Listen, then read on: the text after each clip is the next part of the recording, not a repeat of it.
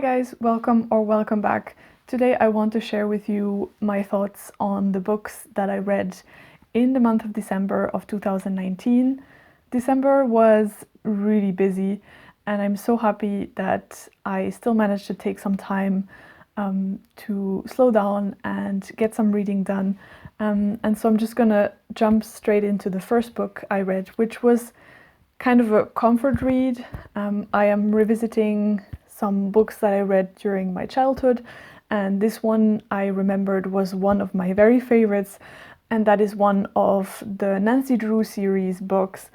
This one is it's my old copy, and it's in French, Alice en Écosse, and in English, I think The Clue of the Whistling Bagpipe.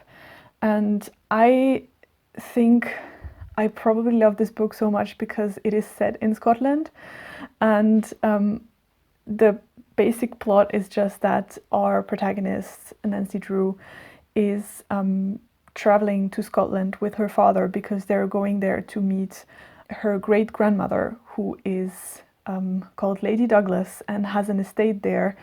And they want to discuss some heirloom that she wants to pass down to Nancy.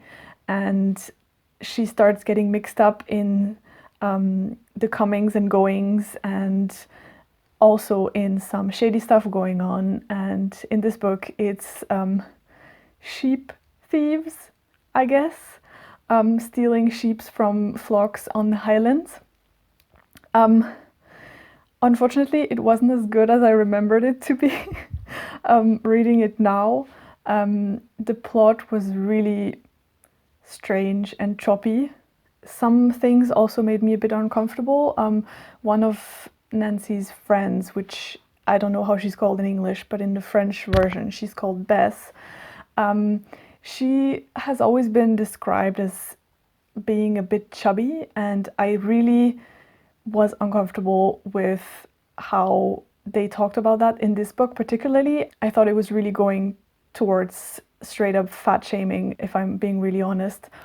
So that was not appreciated, but I still feel like I know why I enjoyed this so much, and it's a lot about the setting and the description of the landscapes and things around the music and bagpipes and so on. So it was definitely a fun ride, but also made me realize that you really start noticing different things growing up and revisiting old favorites, and that's just a really interesting process. Next up, I read a book from an author that I have never read anything by, and it's such a shame.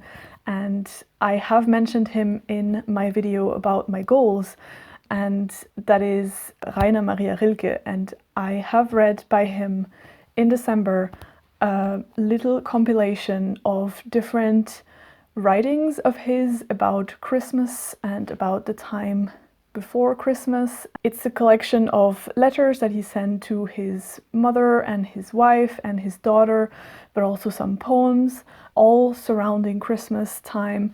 And he explores basically what it means to him, and he reminisces about what it meant to him as a child and how he grew up and what it meant for his family, how he really lived for this anticipation of this great day. And honestly, all of this really came at a really good time, just because things had been crazy for me and I was really struggling to get into this Christmas spirit, and I could relate to a lot about what he was saying. How when you grow up, it gets always harder to get this Christmas feeling and to really get behind all the meaning that it has, also spiritually, and how you still want to chase this feeling and how it is really frustrating when you can't. So that was just really, some of these writings were really amazing. There was particularly a letter that he wrote to his mother in 1914 at the start of the First World War, and he was not able to celebrate Christmas with his family, and it was really, really heartbreaking and really emotional how he was talking about that, but also about his disillusion in the context of what was happening in the world and where he was, and how hard it is to keep this Christmas feeling going and having the celebratory mood when there's just so many things going on, and also how it really puts his faith on trial. So that was just absolutely amazing. The collection as a whole was a bit hit and miss for me. Some things were really outstanding, as I mentioned. Some things just were okay.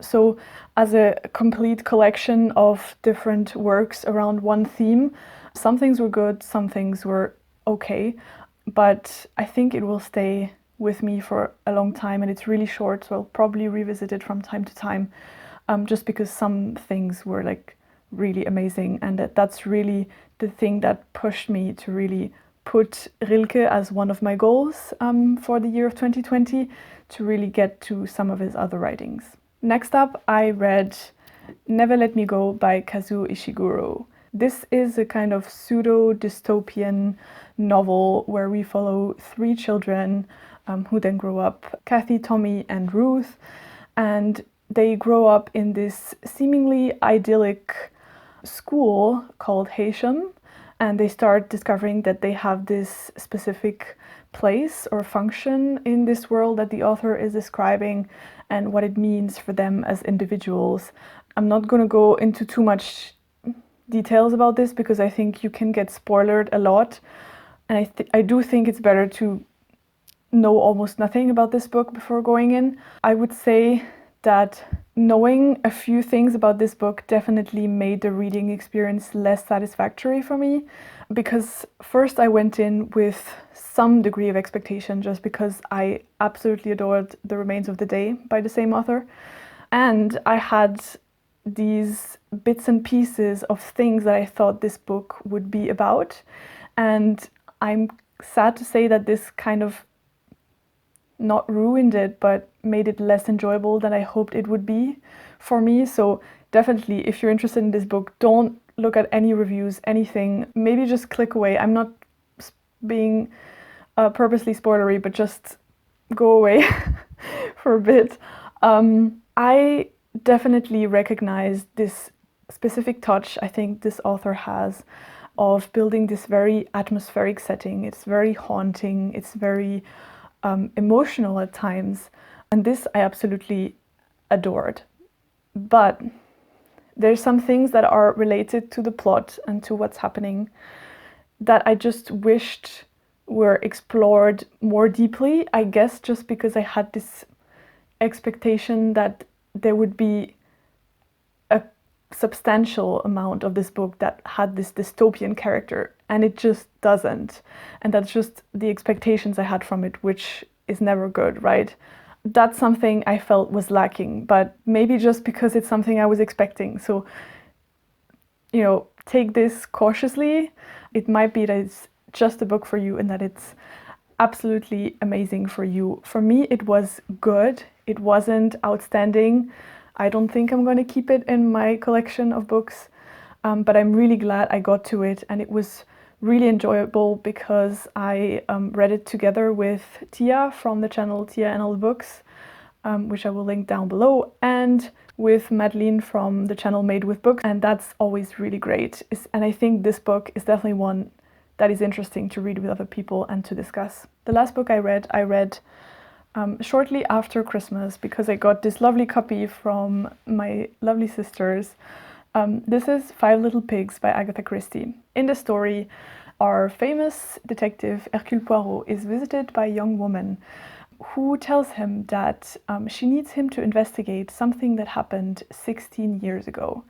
16 years ago, her mother was, she thinks, falsely accused of murdering her husband, who was a famous painter.